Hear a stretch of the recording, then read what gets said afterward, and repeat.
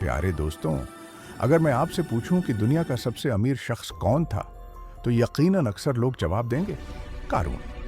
उसके पास इतनी दौलत थी कि उसके खजाने की चाबियां उठाने के लिए 40 ताकतवर मर्दों का एक ग्रुप भी नाकाफी था। लेकिन सवाल यह है कि कारून कौन था, उसने यह दौलत कैसे हासिल की और उसका अंजाम क्या हुआ। कारून बनी इज़राइल की कौम से ताल्लुक़ रखता था और हज़रत मूसा अलैहिस्सलाम के दौर में पैदा हुआ। कुरान में जिक्र है कि वह मूसा की कौम में से था।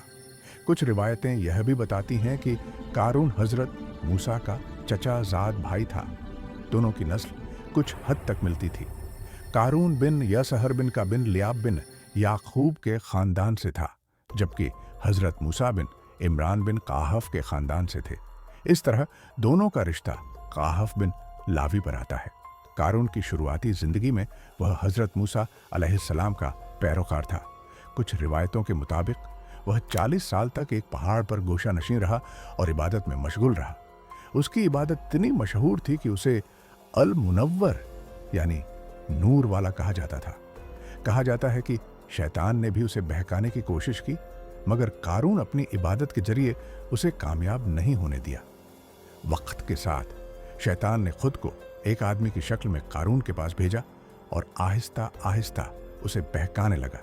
उसने कहा कि इबादत के साथ दुनियावी काम भी किए जा सकते हैं। कारून ने इस बात को कबूल कर लिया और अपनी इबादत और नेक आमाल को छोड़कर दौलत और दुनिया के पीछे पड़ गया।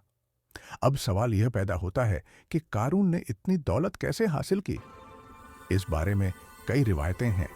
पहली यह कि वह एक होशियार ताजिर था और अपने कारोबार के जरिए बेहिसाब दौलत जमा कर रहा था। दूसरी रिवायत के मुताबिक उसे केमिया का इल्म हासिल था, जिससे वह किसी चीज को दूसरी चीज में बदल सकता था, जैसे मिट्टी को सोना। तीसरी रिवायत बताती है कि उसे औज़म का इल्म हासिल था, जिसके जरिए उसकी दुआ कबूल होती थी। कुछ उल्मा का कहना है कि कारून पत्थरों से सोना निकालने और उसे सलाखों में तब्दील करने का माहिर था। इन सब वजहों से वह अपने वक्त का सबसे अमीर शख्स बन गया। कारून की दौलत और ताकत ने उसे बहुत मगरूर बना दिया। ये मेरे इल्म और मेहनत का नतीजा है। वह अपने महल, कपड़ों और साजो सामान में बड़ी शान दिखाने लगा। उसके कपड़े सोने के होते और घमंड की वजह से वे जमीन तक लंबे होते। उसके महल के दरवाजे सोने के थे और उसका पलंग भी सोने का था।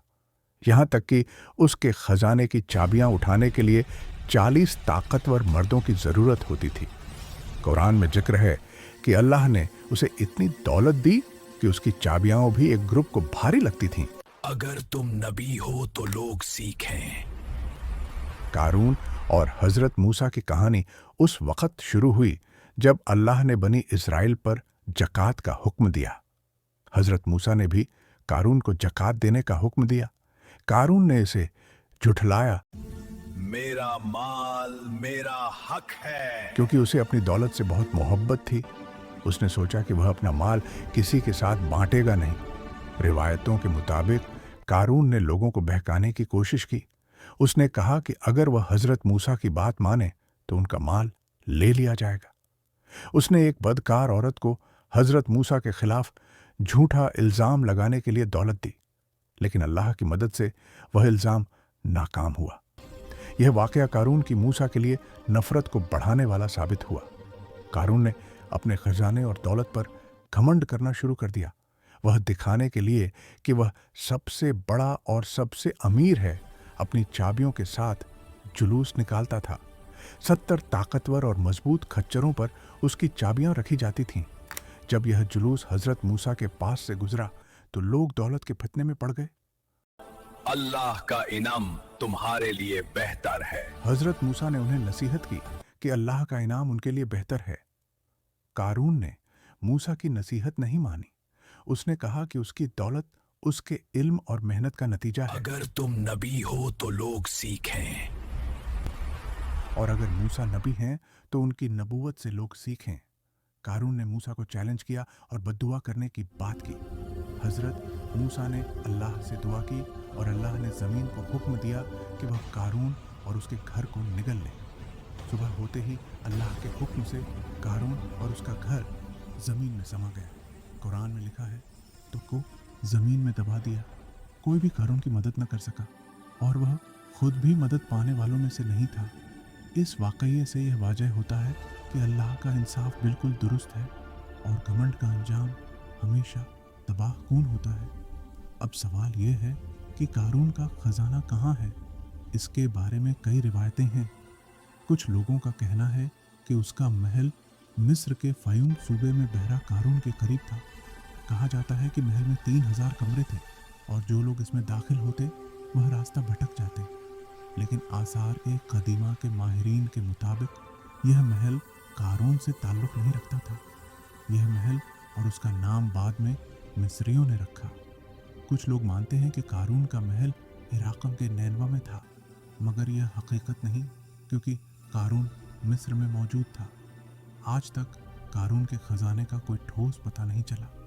ये दुनिया के सबसे बड़े राजों में से एक है और शायद हमेशा राज ही रहे। कारून की कहानी आने वाली नस्लों के लिए एक इब्रत है। ये सिखाती है कि दौलत, ताकत और घमंड इंसान को फासिद कर सकते हैं।